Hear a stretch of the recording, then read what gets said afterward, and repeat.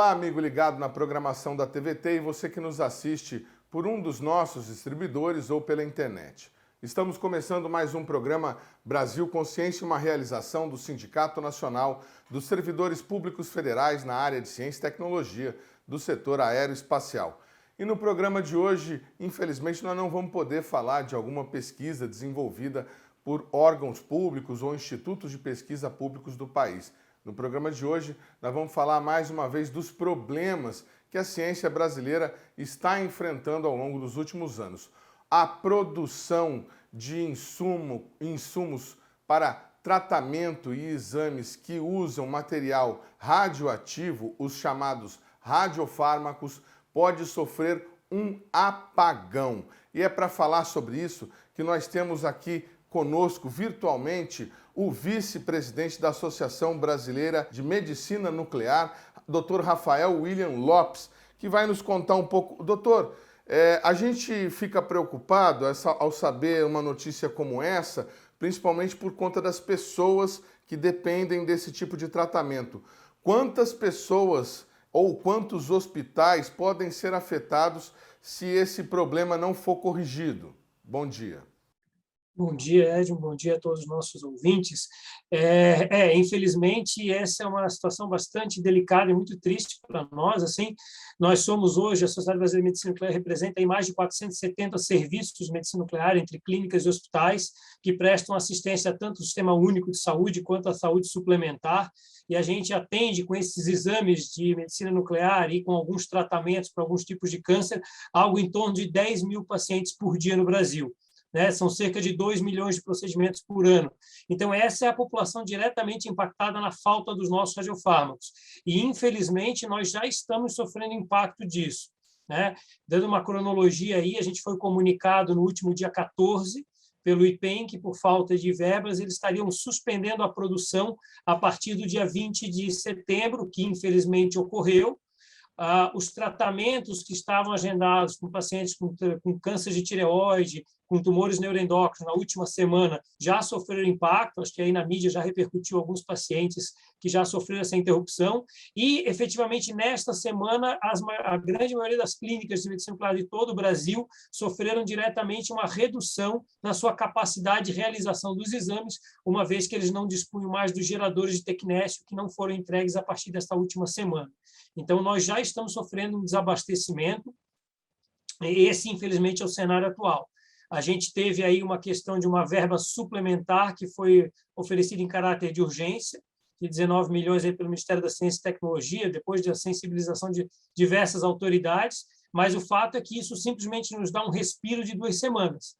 Então, essa reprodução ela retorna por um curto período, e aí nós dependemos ainda de outras ações que a gente pode ir conversando aí para garantir essa retomada ao final desse ano. O vice-presidente, Dr. Rafael Lopes, acabou de falar da situação da liberação desse recurso em caráter emergencial, e, enquanto isso, continua a discussão no Congresso Nacional com o governo federal para a liberação de mais recursos. O ministro Marcos Pontes, inclusive, esteve no Congresso, mas as justificativas apresentadas não agradaram muito aos parlamentares. Veja no vídeo. Uma audiência da Comissão de Seguridade Social e Família da Câmara discutiu o assunto com o ministro Marcos Pontes. O ministro informou que o Ministério sabia desde junho do ano passado que o dinheiro destinado para a fabricação dos radiofármacos não seria suficiente para toda a demanda de 2021 e pediu agilidade do Congresso na aprovação de créditos extraordinários para garantir o fornecimento até o final do ano. Eu transferi 19 milhões do Ministério no limite da lei orçamentária para poder suprir emergencialmente o IPEM com os insumos e a produção, ela retoma agora essa semana, mas isso vai durar 2 semanas. Isso só dura 2 semanas. Então, a gente precisa que o Congresso Nacional, de forma emergencial, aprove o PLN 16, porque depois da aprovação do PLN 16 ainda tem um trato aí meio burocrático para a gente poder receber, para a gente poder realmente colocar esse recurso lá no IPEM. Deputados da Comissão de Seguridade reclamaram da falta de empenho do governo no Congresso para aprovar recursos para os radiofármacos. É a primeira vez que é dito aqui explicitamente nessa comissão de que, desde o ano passado, o senhor e o seu ministério sabia que não tinha recursos suficientes para manter o fornecimento desses produtos ao longo do ano de 2021. Quando o Congresso votou, que votou nesse ano, em nenhum momento o líder do governo no Congresso, que conduz a votação do orçamento, em nenhum momento o ministro da Casa Civil, da Economia, ministro que faz a relação com o Congresso, em nenhum momento disse no Congresso Nacional isso acontecia. Eu não posso, como profissional da área da saúde, ficar com a responsabilidade da falta dos insumos que aconteceram no país, porque esta comissão, a Comissão de Seguridade Social e Família, pelo que nos consta, que é a comissão que cuida da pauta da saúde, não tomou conhecimento que Vossa Excelência e o seu Ministério estavam sem orçamento para os radiofármacos. Então, é complexo quando a responsabilidade mudou de eixo, né? Passou a ser do Congresso Nacional, mas nós não fomos acionados enquanto Comissão de Seguridade Social e Família, que dentro do PLN 16 teriam recursos para que Vossa Excelência desse continuidade, então, através do IPEM, do fornecimento. Quem precisa do procedimento não pode esperar, uma vida não pode esperar, quem tem câncer não pode esperar, e a interrupção dos procedimentos ela é muito grave, muito complexa. Bom, vamos seguir falando então a respeito desse problema. Doutor, a maioria da população desconhece a formação desse Sistema Nacional de Atendimento para Tratamento e Exames, né? Por que a gente tem um instituto em São Paulo que produz quase que 90%, 95% de todos os radiofármacos, todos os insumos para esses exames e esses tratamentos?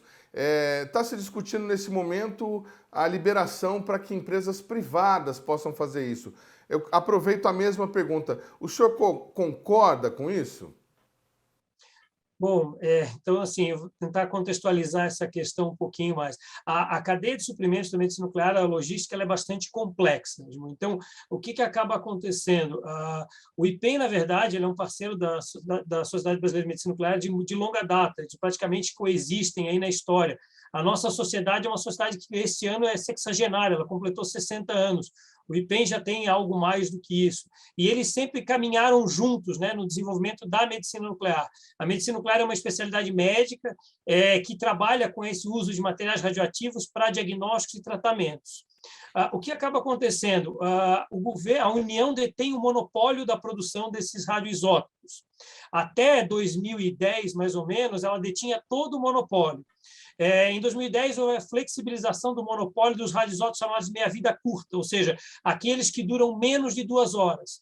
Essa é uma questão bastante delicada, porque o nosso material ele não consegue ser estocado. Por essa questão da propriedade radioativa, que ela vai decaindo e vai desaparecendo, então ele tem que ser produzido, despachado para os serviços e utilizado naquele período de tempo. Então, não é algo que se pode programar. E a maioria dos fornecedores desses isótopos, o Brasil depende de importação desses insumos, principalmente do molibdênio, que vai produzir os nossos geradores de molibdênio e tecnécio, que são usados em 95% das clínicas do Brasil, e de outros insumos para terapia, como no caso do iodo radioativo, do iodo 131 e do lutécio 177. Então, eles são importados de fornecedores internacionais, aí, Rússia, África do Sul, Holanda, até a Argentina, são beneficiados no IPEM, que é quem tem basicamente o IPEM. A gente tem outros institutos aí no Brasil com capacidade, mas para beneficiar e produzir esses insumos, basicamente o IPEM. E aí a questão, obviamente, em 2010, com a flexibilização do monopólio dos radiofármacos de meia-vida curta, houve a possibilidade de fornecimento pelos entes privados, e isso flexibilizou a cadeia de produção nacional. Hoje, com a questão dos isótopos, é claro que os entes privados não conseguiriam atender todo o mercado nacional, mas eles são, sim, uma peça importante na suplementação do IPEM. Então, a gente entende que a gente ter opções de fornecimento para viabilizar o atendimento dos nossos pacientes é, sim, importante.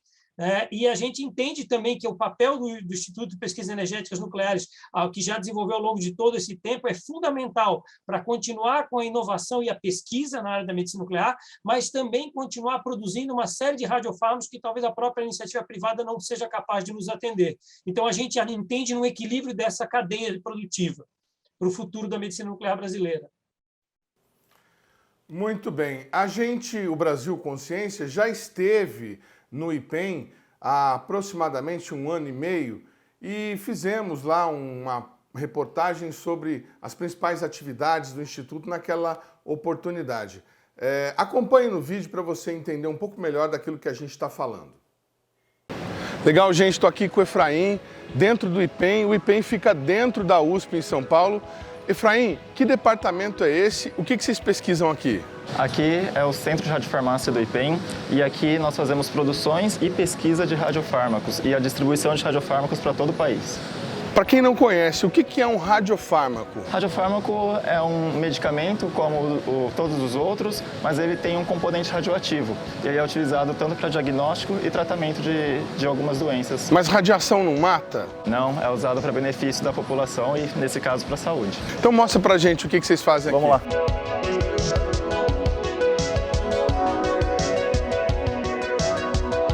Bom, aqui são os nossos produtos.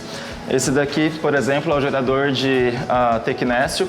Hoje é produzido apenas aqui no IPEM e nós distribuímos para todo o Brasil. Por semana, aproximadamente 380 a 400 geradores são distribuídos e são todos produzidos aqui dentro do Instituto. O tecnésio é um elemento químico radioativo que foi descoberto na Itália em 1937 e que é usado para diagnósticos médicos em larga escala em todo o mundo. Ele é obtido a partir de um trabalho em outro elemento químico, o isótopo radioativo de molibdênio. Então, o molibdênio seria como o pai, ou a mãe, se você preferir, do tecnésio. Aqui dentro tem o radioisótopo molibdênio e o interesse pela medicina nuclear é pelo radioisótopo filho, né? No caso, o tecnésio, que ele é utilizado em mais de 80% dos diagnósticos para medicina nuclear. Esse isótopo filho nasce mais fraco, digamos assim, em relação aos pais, com uma capacidade de radiação menor, de tempo controlado, que dura apenas 6 horas. Essa característica é muito boa, considerando que o elemento será usado como medicamento ou tratamento em seres humanos. Mas, por outro lado, dificulta muito sua produção e logística, uma vez que o material radioativo precisa ficar isolado e controlado para não causar acidentes que podem até matar pessoas. Por isso, o gerador de tecnésio produzido pelo IPEM é tão importante. Com ele, as clínicas e hospitais podem produzir uma quantidade limitada de tecnésio no momento exato em que ele for necessário. A grosso modo, o gerador funciona da seguinte forma: o molibdênio fica dentro do gerador, isolado e preso a uma coluna de óxido de alumínio, ou alumina, como preferem os cientistas. Ele passa por reações que provocam o que os pesquisadores chamam de decaimento do molibdênio. Neste momento, são liberados os isótopos filhos, no caso, o tecnésio. Diferentemente dos pais, os isótopos filhos não ficam presos na coluna de alumina. Então, os técnicos colocam soro fisiológico na abertura de entrada. Ele passa pelo sistema, saindo do outro lado, carregando o tecnésio, que será a base para a fabricação de medicamentos ou reagentes para exames. A afinidade química que ele tem também permite a ligação a marcação desse elemento radioativo com elementos frios, chamados kits liofilizados, ou também kits frios, simplesmente. Esses daqui são os kits liofilizados, que também são produzidos aqui no IPEM. Hoje nós produzimos 13 deles. O que seria exatamente um kit desse? Um kit liofilizado, ele é marcado com o tecnésio. Ele, sem o tecnésio, que é tido no gerador de tecnésio, não é um radiofármaco sozinho. Certo. O tecnésio sozinho ele é um radiofármaco, que é a parte radioativa. Mas o kit frio, assim por dizer, ele precisa da parte quente, que é o tecnésio, a parte radioativa, para promover um exame de imagem através do exame SPECT. Devido a esse amplo leque de marcação dele, você transforma ele em diversos medicamentos diferentes. E com isso você pode atuar em diversos órgãos diferentes para encontrar exames, por exames de imagem, alguma disfunção do organismo humano, por exemplo. Nós estamos falando de quanto? Qual que é o volume desse material que vocês produzem aí mensalmente e enviam para as redes farmacêuticas? De maneira geral, hoje aqui esse centro ele produz 90% dos radiofármacos distribuídos no Brasil todo. E nós estamos falando só de SUS ou estamos falando de particular também? Tudo, SUS e particular. É interessante dizer que de todos os radiofármacos distribuídos no país, apenas 30% é pago pelo SUS. Se você pensar em número de procedimentos, nós conseguimos, com esses radiofármacos fornecidos pelo IPEM, são realizados aproximadamente 2 milhões de procedimentos por ano em todo o Brasil. 2 milhões de exames de diagnóstico? Ou terapia. Ou terapia. Exato. Bacana, vamos voltar aqui e conversar com o vice-presidente da Sociedade Brasileira de Medicina Nuclear.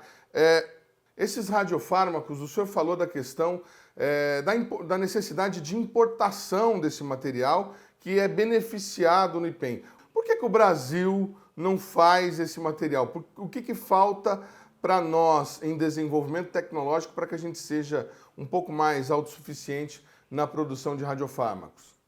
Bom, o Brasil na área nuclear ele já tem uma história bastante longa e o papel do Ministério da Ciência e Tecnologia nesse tem um papel fundamental juntamente com outros órgãos aí, como a própria Marinha do Brasil nesse desenvolvimento do Programa Nuclear Brasileiro. O Brasil é um dos poucos países que detém toda a cadeia do combustível nuclear, né? Então, a gente é capaz de extrair urânio, de beneficiar esse urânio e até, obviamente, de produzir, obviamente, o combustível. E aí tem todo um projeto, o projeto do Programa Nuclear Brasileiro, tanto do ponto de vista de energia, da questão do submarino, né, da defesa, e claro que a medicina nuclear, nesse papel, nesse projeto, tem um papel extremamente importante. E aí a resposta para a sua pergunta é o nosso reator multipropósito brasileiro. Esse é um projeto, é uma grande luta de muito tempo aí do Ministério da Ciência e Tecnologia, de toda a comunidade nuclear brasileira. Esse reator multipropósito ele seria capaz de produzir no Brasil, né, nos dar essa autossuficiência, produzir aqui dentro o molibdênio, o iodo, até mesmo o lutécio. E a gente sabe, aí, pela experiência do IPEM, aí dentro da Universidade de São Paulo, do campo da USP, que com a construção do reator nuclear do IPEM, veio todo um projeto de arrasto tecnológico, com o desenvolvimento de uma série de pesquisas e institutos correlacionados. A gente imagina a mesma coisa para o reator multipropósito. Esse reator ele já tem um projeto, ele já tem um terreno, né, que foi cedido em Iperó, juntamente com o Estado de São Paulo e com a Marinha, um projeto que o próprio Ministério da Ciência e Tecnologia e da Saúde ambos encamparam aí já com verbas iniciais, mas que a gente precisa caminhar com esse projeto, porque ele sim, eu acredito que é o caminho para a autossuficiência, para a produção nacional, e talvez a gente possa beneficiar não só os pacientes brasileiros, mas dos nossos países irmãos da América Latina, podendo inclusive talvez exportar esses radioisótopos para outros países aqui do continente. Discute-se no Congresso Nacional, nesse momento, uma solução para essa questão. Se essa solução não vier, o que vai acontecer, doutor? Bom, isso é o que nos preocupa muito em dois aspectos. Primeiro, então, eu tinha comentado anteriormente que houve uma suplementação emergencial de 19 milhões, que nos dá um fôlego aí de 2 semanas. Então, a gente tem perspectiva de receber material do IPEM, pelo menos os geradores, que fazem a maioria dos exames no Brasil inteiro, na semana do dia 4, agora, né, e na semana do dia 11. Então, essas 2 próximas semanas, a gente deve voltar a ter material radioativo para os exames. Com relação aos tratamentos, com iodo, a perspectiva é para a semana do dia 11, provavelmente, e com o lutécio para os tratamentos dos tumores neuroendócrinos, só na semana do dia 18. E depois disso, se não houver a suplementação de verbas, o que a gente sabe, a necessidade do IPEM foi de algo em torno de 87,9 milhões para terminar o ano e começar o início de 2022. Como você comentou, existe hoje um projeto de lei de 16, do PL 16 de 2021, que foi colocado aí junto à Câmara, né, e que a gente sabe que recentemente foi indicado o relator e agora está em andamento. A gente tinha uma expectativa, uma grande esperança de ser votado ainda hoje, né, para que isso... E ele garante uma suplementação aí especificamente para o IPEM, para a produção de 34 milhões, o que nos daria mais um fôlego de algo em torno de um mês e meio, então a gente estaria falando de garantir um fornecimento até meados de novembro, segunda semana de novembro. Mas, como eu comentei, esses não suplementam todos os recursos necessários. O próprio ministro Pontes já comentou que ele ainda precisa de outros 55 milhões para suplementar essa necessidade de IPEM até o final do ano, início do ano que vem. E aí eles imaginam ainda enviar um outro projeto de lei, mas que esse, por enquanto, não está na pauta. E isso é o que nos preocupa muito, porque a gente sabe que a solução definitiva ainda não existe. Então, a gente sabe que a gente tem alguns horizontes aí que nos deixam esperançosos para a retomada da produção, e aí só um parênteses, essa retomada ela não é imediata, como a gente estava comentando, essa cadeia de logística de produção internacional é bastante complexa, os produtores internacionais, eles produzem não só para o Brasil, mas para o mundo inteiro, então, uma vez que o IPEM não coloque os pedidos para o Brasil, esses produtos eles são direcionados para outros países clientes, e a gente entra numa fila para poder retornar a demanda. Então, quer dizer, a gente não, mesmo que os recursos estejam disponíveis, a gente não consegue retornar de imediato.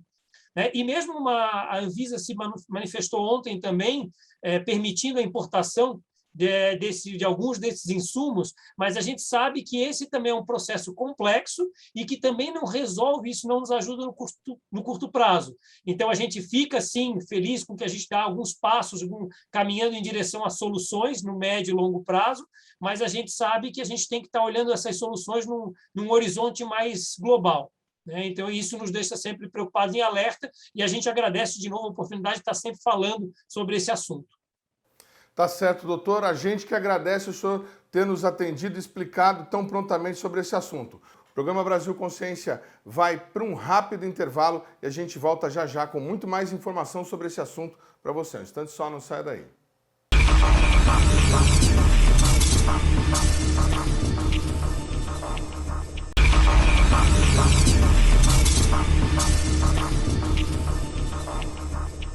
Segundo bloco, o programa Brasil Consciência de volta, a gente falando hoje sobre esse problema, o risco de apagão na produção de isótopos, insumos radioativos para tratamento e exames que usam os radiofármacos. A gente está recebendo aqui virtualmente o Renato Arthur Benvenuti, que é pesquisador, tecnologista também, e trabalha com pesquisa diretamente na produção dos radiofármacos. Renato, muito boa tarde, obrigado por você ter atendido ao nosso convite. A gente gostaria de esclarecer algumas dúvidas. Vocês que estão dentro do IPEM, vocês já sabiam que haveria esse problema? Vocês já sabiam que poderia haver um corte na suspensão, um corte que culminasse com a suspensão da produção dos insumos? Boa tarde. Boa tarde e agradeço pelo convite. É um assunto de extrema importância esse que nós estamos discutindo, porque lida, mais uma vez, com a saúde. Só que não a saúde devido à Covid-19, mas a saúde das pessoas que têm problema com câncer e outras que podem ser diagnosticadas com radiofármacos. Bom, nós sabíamos desde o início do ano que o orçamento designado para o IPEM não seria suficiente para chegar até o final do ano com a produção de radiofármacos. Só para os senhores e senhoras terem uma ideia, o ano passado, o orçamento do IPEM foi em torno de 168 milhões anuais, se não me engano, se não tem nenhum pequeno erro aí. Nesse ano, passou para 98 milhões, o IPEM. E, só para vocês terem ideia, o que dá de dinheiro à produção de radiofármacos, ela contribuiu no orçamento de IPEM, o ano passado, com mais de 120 milhões. Então, o governo teve um retorno de mais de 120 milhões com a produção de radiofármacos. Os radiofármacos são enviados para todo o Brasil, eles são utilizados tanto para diagnóstico como para terapia em câncer, ou diagnóstico de coração, do funcionamento do coração, e é muito utilizado. Eu acho, na realidade, eu tenho certeza, o Brasil deveria investir muito mais em medicina nuclear do que está investindo. Infelizmente, esse desmantelamento que está ocorrendo dentro de IPEM está ocorrendo em todos os órgãos de ciência e tecnologia do país.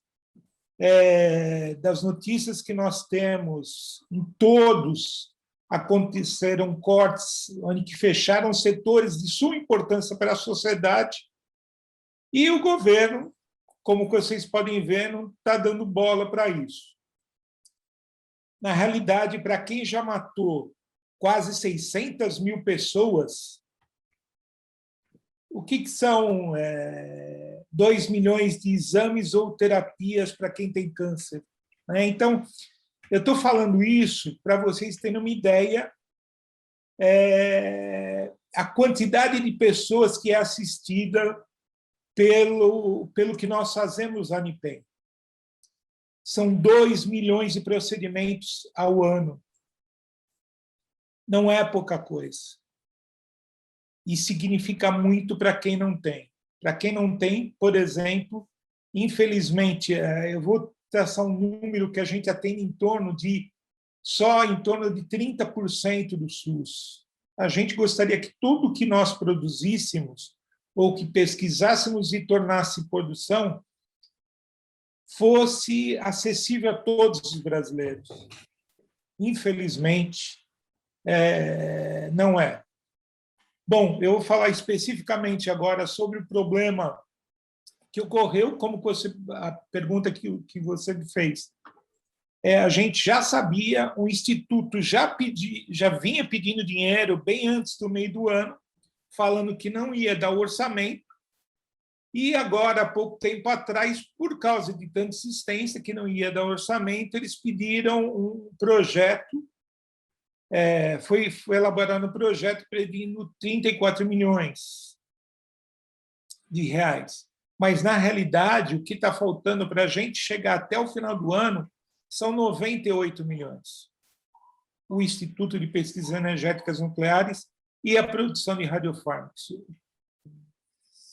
Isso significa, realmente, a falta de dinheiro significa desabastecimento. E não é culpa nossa, é culpa do governo federal. É culpa do governo que não liga para a saúde do povo. Eu não vou entrar no mérito, por enquanto, sobre isso, mas, para vocês terem uma ideia, foi feito um recolhimento do nosso setor não, da Comissão Nacional de Energia Nuclear, retornou esse dinheiro para a SOF, que é a Secretaria de Orçamento e Finanças da União, e esse dinheiro reverteu agora para a compra de radiofármacos. Esse radiofármaco só vai dar para exatamente 2 semanas. Então, nós temos produção agendada de gerador de molibdênio Tecneste para essa semana, para a semana que vem, de iodo, dia 11 e dia 18. Então, no máximo, e alguns outros radiofármacos, mas os principais são esses. Talvez chegue ainda algum radiofármaco para processamento até o dia 25, mas não está certo. Então, quer dizer, basicamente, nós temos 2 semanas que vai estabelecer novamente o patamar de você enviar material para todo o país. Só que acontece uma coisa, a gente entende, como diretor de sindicato, que existe uma política do governo em si para acabar com a ciência e tecnologia do país, acabar com o desenvolvimento tecnológico, porque o corte que teve é um absurdo. Outra coisa, existe um projeto no governo federal, no Senado Federal, onde que eles estão discutindo a possibilidade de quebra do monopólio. Para quê? Para a entrada da iniciativa privada. Acabou de sair, assim, agora, hoje é dia 29/9, acabou de sair uma autorização da Anvisa que qualquer setor que quiser importar diretamente radiofármacos terá permissão para importação, tanto da iniciativa privada quanto do setor público. Agora eu retorno uma pergunta para você, Edmond. Qual hospital público tem dinheiro para importar radiofármaco? Qual hospital público tem dinheiro para ter toda uma infraestrutura para deslocar e dinheiro suficiente para importar radiofármaco para fazer os exames e os tratamentos necessários? Não tem no Brasil. Se não for pelo governo federal a fornecer esses materiais, não existe a possibilidade de um hospital público, uma pessoa do SUS, ter acesso a isso. Então, a gente vê um programa do governo, vamos dizer assim, estou sendo até bondoso, de entrega do patrimônio público à iniciativa privada. E aí, só os ricos terão acesso aos materiais, aos radiofármacos, aos insumos que são necessários para terapia e realização de exames. Interessante que esse processo que você narrou, Renato, o Renato se apresentou, a gente até colocou no GC, mas vamos deixar claro, o Renato também é diretor, além de pesquisador, é diretor do Sindicato dos Servidores Públicos Federais em Ciência e Tecnologia na capital de São Paulo, é isso? Não, servidor público federal no estado de São Paulo. Eu queria falar corretamente. Servidor público federal no estado de São Paulo. E ele está trazendo para a gente aqui uma situação que é absolutamente conhecida de todo mundo que acompanha nosso programa, por exemplo, com relação aos servidores públicos federais da área aeroespacial. Então você tem o estrangulamento do principal produtor brasileiro, que responde por quase 90%, 85%, como precisou o Renato. Ao mesmo tempo, você abre para a iniciativa privada poder explorar.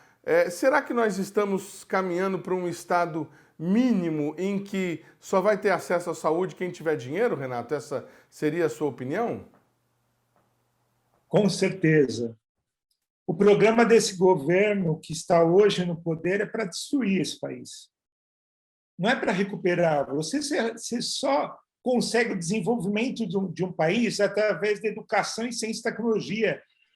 Não existe nenhuma política no mundo que conseguiu recuperar após guerras, após devastação natural ou qualquer coisa que o seja, sem um incentivo à educação e sem um incentivo à ciência e tecnologia. Não há saída para qualquer país, para crescimento de qualquer país, sem investimento no desenvolvimento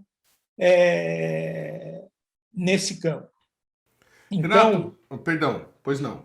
Não, pode perguntar. Renato, a gente esteve lá no IPEM e no momento em que a gente esteve, parecia que estava bem. A gente foi lá há mais ou menos uns 2 anos.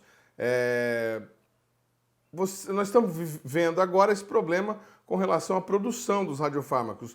E o Instituto como um todo, como é que está a questão da reposição de pessoal? Como é que está a questão do investimento para pesquisa? Esse corte que teve no orçamento prejudicou outras áreas, além do motivo fim do Instituto, que é a produção dos radiofármacos?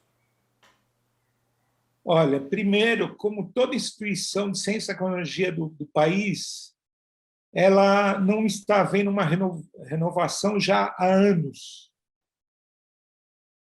O Fórum de Ciência e Tecnologia, que eu acho que você já tocou nesse programa, o Fórum de Ciência e Tecnologia, há muito tempo, vem desenvolvendo um trabalho para tentar convencer os parlamentares, os ministros, ou qualquer governo que entre, da necessidade da gente passar o conhecimento que nós temos para gerações futuras.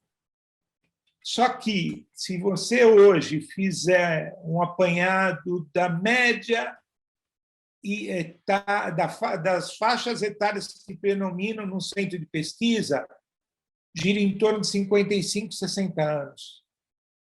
Como que você quer que um país continue se desenvolvendo? Como que você quer que um país cresça sem ter investimento de pessoal? Não existe também. Então, quer dizer, nós temos, além de falta de dinheiro, falta de pessoas para tocar o dia a dia, para tocar o dia a dia. Nem estou falando em novas pesquisas. Por quê?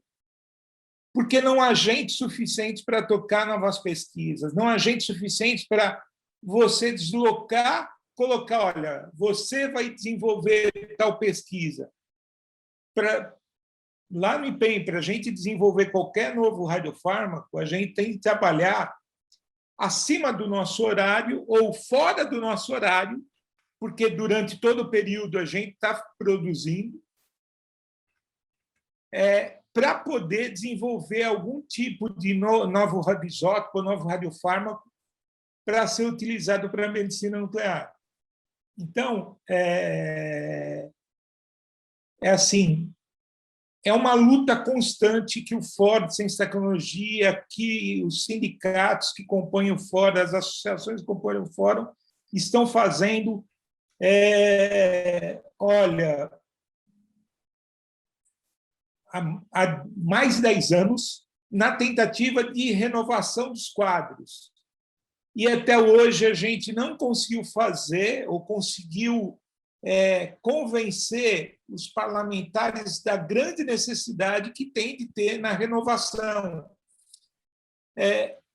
Você pode ter certeza que, assim que retornar ao trabalho, ou terminar a pandemia, ou quando terminar, vai haver inúmeros processos de aposentadoria, e realmente, não precisa nem bola de cristal. Vão ter setores, pode ser que tenham até institutos que fechem por falta de pessoas. Você sabe o que é isso? Por falta de pessoas, você fechar uma instituição que, por exemplo, que entende mais da Amazônia do que qualquer outro lugar no mundo, ou no desenvolvimento de satélites que vocês trabalham aí, que vocês fazem, que vocês desenvolvam, e, de repente, todo esse conhecimento adquirido desde quando foi criado vá para os ares, ou simplesmente é entregue de bandeja para o setor privado. Não precisa desenvolver nada, nós não precisamos, nós pagamos por isso. Porque é isso que a gente está vendo que está acontecendo hoje nesse governo.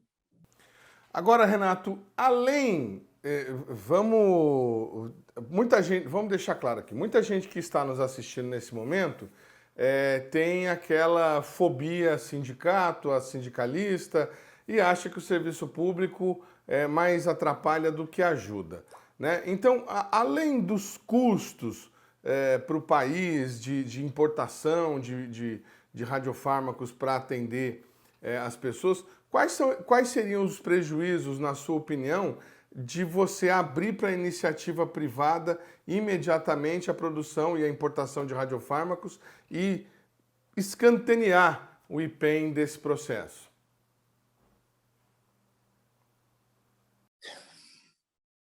Primeiro, antes de ser sindicalista, eu sou um ser humano. E, sendo ser humano, eu não acho que existam pessoas melhores ou piores. Eu acho que existem pessoas, e todo mundo tem de ter acesso à saúde nesse país, ou no mundo em si. E a corrupção, por exemplo, o SUS, há muito tempo não discute novos radiofármacos que estão surgindo e que só a iniciativa privada que está utilizando. Isso é uma das coisas que acontece. Então, o SUS teria, lógico, teria que abrir um leque maior sobre os novos radiofármacos que estão surgindo e a população, toda a população, ter acesso a ele. Se entrar para privatizar, o preço, com certeza, vai subir enormemente. Eu avalio que, no mínimo, uns 40%, no mínimo. E aí, não vai ter hospital que presta serviço para o SUS que vai querer colocar dinheiro dele para fazer exame. Porque hospital, ou qualquer que seja, visa lucro. Nós, pelo menos no setor de produção lá de radiofármacos, a gente sempre defendeu, e sempre que podemos, nós fazemos uma discussão que, para nós, para o setor, principalmente público, deveria ser doado. Nem deveria ser cobrado, deveria ser doado, entendeu? Porque todo mundo tem de ter acesso à saúde. Se você privatizar esse processo, com certeza você vai elitizar. Então, só quem tem dinheiro vai ter acesso aos procedimentos com material radioativo, tanto em terapia quanto em diagnóstico. Agora, imagina você precisando de fazer um tratamento na tireoide, que utiliza iodo, e o SUS falar assim, olha, não tenho dinheiro, não vou pagar, e pronto. Entendeu? Vai para casa e toma cloroquina. No mínimo. Acho que é isso que eles querem, porque o que eles compraram de cloroquina dá para um estoque de milênios, entendeu? Está muito complicado. O programa Brasil Consciência vai para um rápido intervalo. A gente volta já já com muito mais informações para vocês. Tanto só, não sai daí.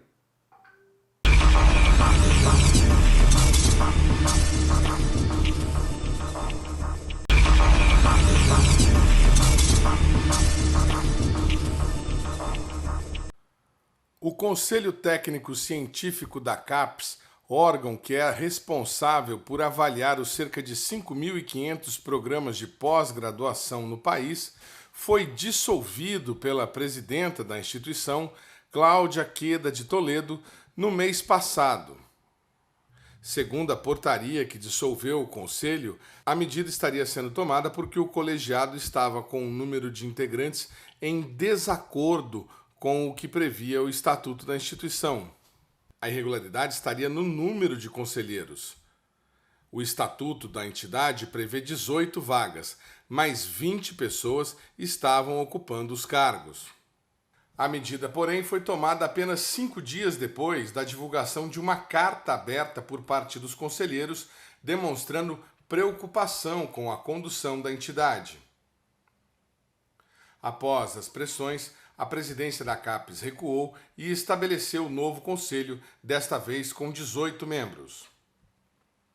Bom, é isso aí. Para falar sobre esse assunto, a gente recebe virtualmente no nosso programa de hoje a presidente da Associação Nacional, ou presidenta, como alguns preferem, da Associação Nacional de Pós-Graduandos do Brasil, Flávia Calé. Flávia, muito boa tarde, obrigado por você ter atendido ao nosso convite. E explica para a gente um pouco dessa situação. Existe alguma lógica, alguma coisa factível nessa argumentação de que o Conselho Técnico Científico tinha 2 membros a mais do que previa a lei, por isso ele precisava ser dissolvido?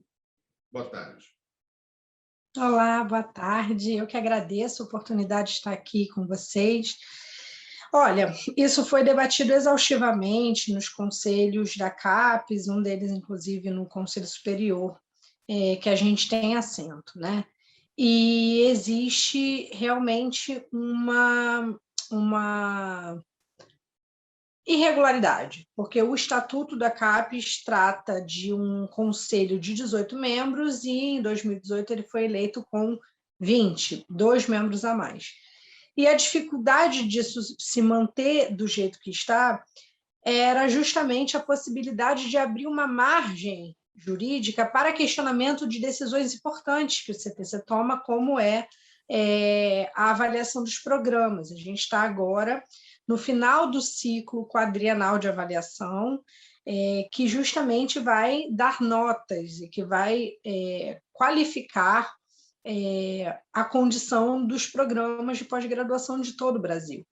E isso, de fato, a gente está vendo essa realidade acontecer, né? Não sei se vocês acompanharam, possivelmente sim, mas existe uma ordem judicial da Justiça Federal do Rio de Janeiro que colocou em xeque a avaliação, que está tentando paralisar, né, a avaliação institucional da pós-graduação. Então, era contra esse tipo de medidas que podem enfraquecer o sistema de avaliação que essa medida foi tomada, de dissolução do conselho e de eleição do novo conselho. Os conselheiros foram reconduzidos. Na prática, a comunidade elegeu os mesmos conselheiros, isso foi muito importante, porque garantir que aqueles membros que acompanharam o ciclo avaliativo continuassem, né, é parte de manter, né, a segurança sobre esse processo de avaliação e sobre que é o processo mais complexo e mais importante que a CAPES realiza, né? Então, é a partir da avaliação dos programas que se define os programas de excelência, né, a qualificação desses programas, a distribuição do fomento. Então, é um momento muito importante e garantir a estabilidade sobre ele é muito importante, né? Então, os membros foram reconduzidos, a CAPES indicou novamente esses conselheiros eleitos, o CTC foi regularizado e entrou-se com essa ação judicial da Justiça do Rio de Janeiro, e a gente se pergunta a quem interessa esse tipo de medida judicial, porque quem está questionando, a quem interessa colocar em xeque esses parâmetros de qualidade, né, esses parâmetros de avaliação da produção científica, que foi debatida entre os pares, né? A comunidade acadêmica tem ciência e concorda, né, com essa avaliação. Então, por que, então, que setores estariam sendo mobilizados para questionar na justiça esse mecanismo, né, esse sistema de avaliação? Agora, esse risco, esse questionamento, ele pode fazer com que notas atribuídas, cursos considerados inadequados, como o da própria dirigente da CAPES atualmente, que fez o curso dela numa entidade que obteve nota 2, pode-se ter um revisionismo aí daqueles cursos que foram considerados inadequados no país?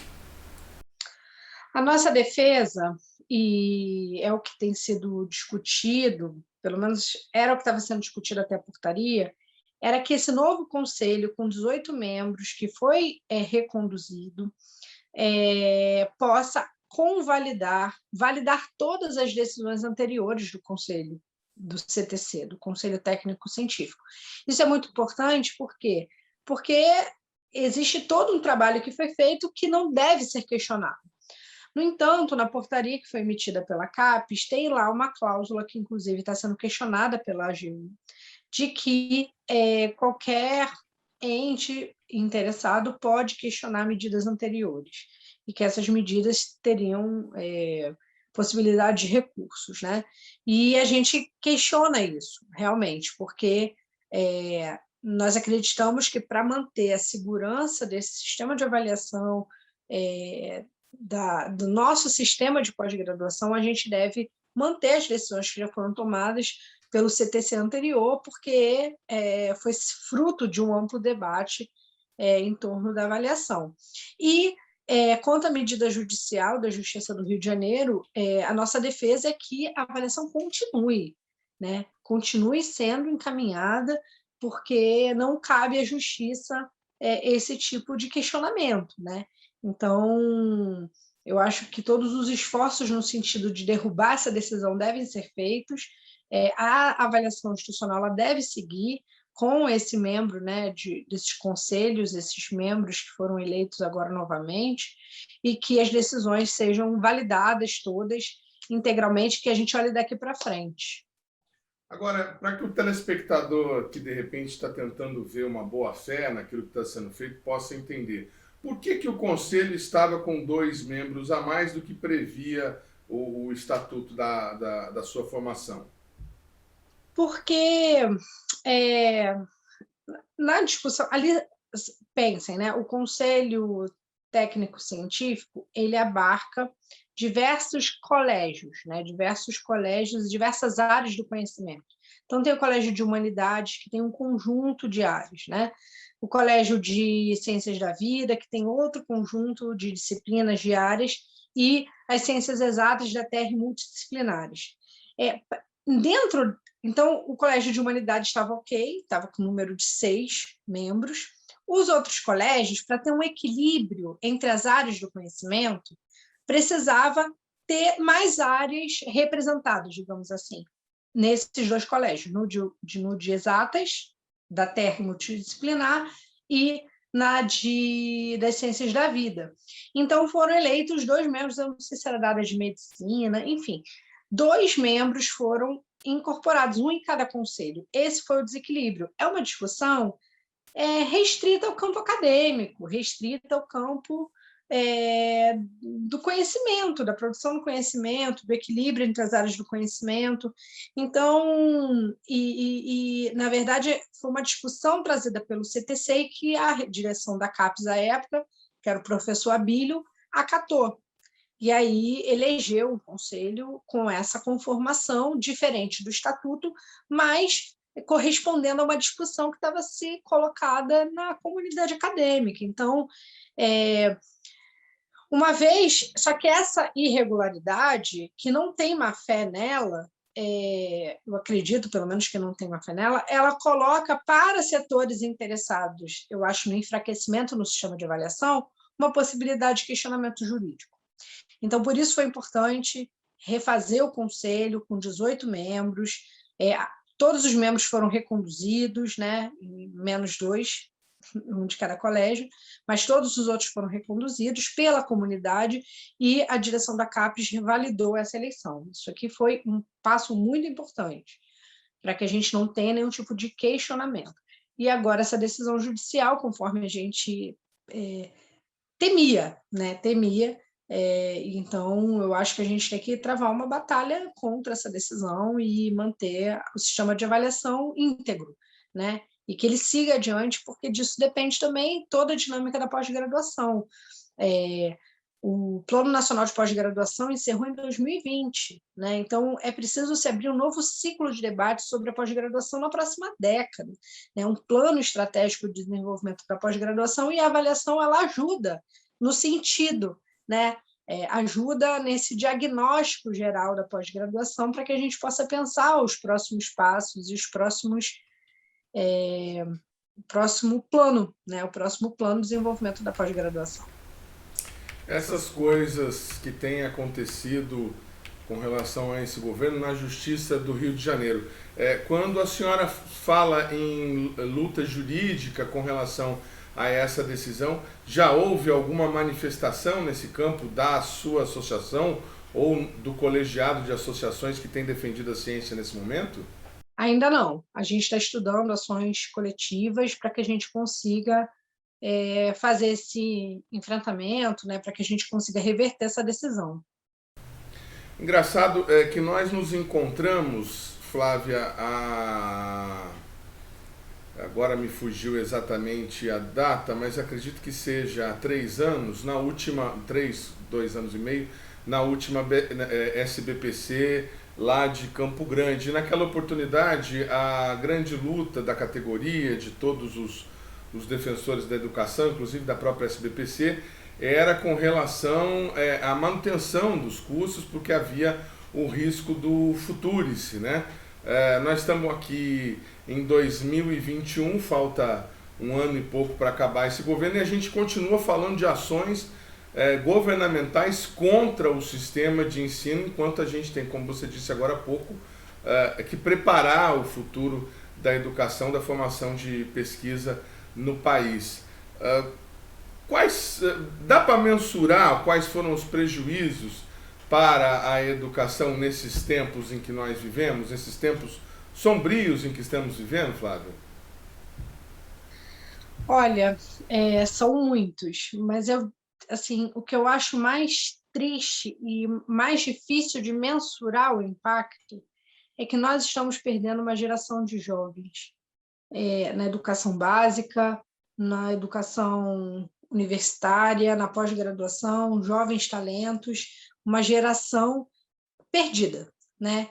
Que, pelo descaso com a educação, pela pouca valorização da carreira científica, estão abandonando a carreira científica, estão abandonando a perspectiva do estudo, estão subempregadas, desempregadas, aquela juventude do nem, né? Nem estuda e nem trabalha. Se ampliou muito, né? E para uma nação que se pretende desenvolvida, você ter uma população economicamente ativa com capacidade produtiva é muito importante, né? A Europa ela vive um suicídio demográfico. O Brasil ainda vive um bônus demográfico. A Europa precisa de força de trabalho que venha de fora. O Brasil está eliminando seus talentos, né? Então, eu acho que isso aqui é muito grave. Na ciência, isso aqui é ainda mais difícil, porque a formação de um profissional de alta capacitação demora 15 anos. Né? Então, se você perde esse investimento, repor isso é muito difícil. Né? Então, talvez eu acho que esse seja o maior impacto, porque isso aqui tem projeção negativa para o futuro, que a gente não consegue mensurar. Né? Sem contar a dimensão mais estratégica, né? Um país que abandona a possibilidade de autonomia tecnológica, um país que se coloca, que se insere no século XXI na geopolítica internacional de maneira subalterna, né? Que caiu no ranking de economias mundiais. Então, um Brasil que vai ter dificuldade de se recuperar desse desmonte todo, né? Na carta aberta que foi escrita pelos membros do Conselho Técnico Científico da CAPES e que, de alguma certa maneira, possivelmente desencadeou esse processo da qual nós estamos falando hoje, se cita, entre outros aspectos, a questão da falta de qualificação específica da nova diretoria da CAPES, da diretora especificamente, com todo respeito a ela, mas que ela nunca teve funções parecidas com isso. Falta algum tipo de regulação para que as pessoas que vão ocupar esses cargos sejam nomeadas com maior critério técnico e não político, Flávia, na sua opinião? Olha, eu não sei se o critério técnico também é uma questão mais importante, né? A gente teve um presidente da República sociólogo, e a gente viu o desmonte que foi nos anos 90, a presidência do FHC. Eu acho que a indicação da Cláudia, ela foi fruto de uma disputa também que teve naqueles setores governamentais, né? E eu acredito que tinha setores mais perigosos, né, com características mais fascistas, aqueles setores olavistas, os ditos olavistas, né, que ocuparam o MEC um período, que disputaram os setores do governo. Eu diria que esses são assim, a grande tragédia da educação, sabe? Aquele período do Weintraub foi um período de destruição, e isso não quer dizer que eu acho que o atual ministro seja muito melhor, né? Não se trata disso, mas trata-se da gente identificar o mal maior, né? Menos pior, então, talvez. O menos pior, menos né? pior, talvez. Então, assim, eu acho que dificilmente a gente poder esperar qualquer tipo de indicação positiva desse governo, né? Eu acho que o fato de não ter sido ninguém vinculado a esses setores olavistas é um mal menor. Então, a gente tem tido muita cautela, né, ao se posicionar nessas discussões.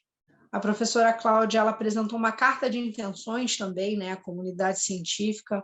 Uma parte dessa carta de intenções ela foi cumprida, né? Eu acho que é importante dizer isso, porque foi fruto de uma pactuação e foi fruto também de uma pressão da comunidade. Então, a CAPES ela é composta por conselhos que têm profissionais altamente referenciados e capacitados, né, de todas as áreas do conhecimento. Então, esse corpo técnico também inibe qualquer tipo de gestão muito, sabe, muito truculenta, digamos assim, né? Então, você vê, esse corpo de técnicos, de pesquisadores e pesquisadoras que compõem a CAPES e os seus conselhos tem uma capacidade de resistência também muito grande, né? Tem uma capacidade de questionamento das decisões muito grande e até de reversão das decisões, né? Então, eu acho que a gente tem que apostar aí, na nossa organização, na proteção do sistema de avaliação, na proteção da CAPES como instituição e qualquer tipo de ataque, seja interno, seja externo, que a gente tenha condições de se organizar para inibir, né? Então, eu trataria mais nesse terreno, muito menos do que avaliar a qualificação, porque, enfim, eu não sei se também isso resolve o problema, né? A meritocracia, se é essa mesma, se é esse mesmo a nossa régua, né? Porque o FHC não foi, assim como o Lula, né? Que era um operário, foi o melhor presidente que o Brasil já teve e muitos alegam que ele não tem o mérito, né? Para ocupar o cargo da presidência. Muito grande. O programa Brasil Consciência vai ficando por aqui. Você que quiser assistir os demais programas produzidos pela rádio do CineCT deve acessar a nossa página no Facebook, que está aí para você na tela nesse momento. Quem quiser continuar assistindo o Brasil Consciência pela internet, rever os programas que nós já produzimos, nosso canal no YouTube está aí para você na tela também nesse momento. Dúvidas, críticas, sugestões e informações, nosso e-mail sempre disponível. Obrigado, doutora, obrigado a você pelo carinho da sua audiência, da sua companhia. A gente volta daqui a uma semana com mais uma atração inédita para vocês.